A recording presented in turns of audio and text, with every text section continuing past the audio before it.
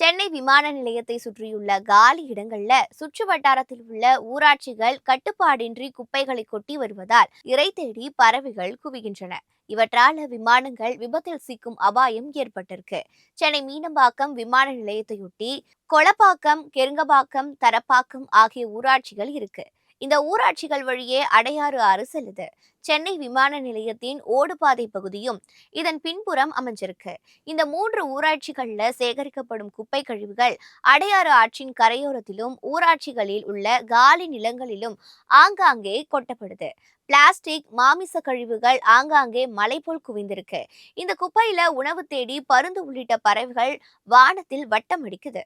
இதனால அவ்வழியாக தரையிறங்கும் போதும் ஏறும் போதும் விமானங்கள் மீது பறவைகள் மோதும் ஆபத்து அதிகரிச்சிருக்கு. விமான என்ஜினில் பறவை மோதி விமானங்கள் பறக்க முடியாமல் தரையிறங்கிய சம்பவங்களும் ஏற்கனவே நடந்திருக்கு. இதே நிலை நீடித்தால் பெரும் விமான விபத்து தவிர்க்க முடியாதாகிவிடும் என விமான போக்குவரத்து வல்லுநர்கள் எச்சரிச்சிருக்காங்க.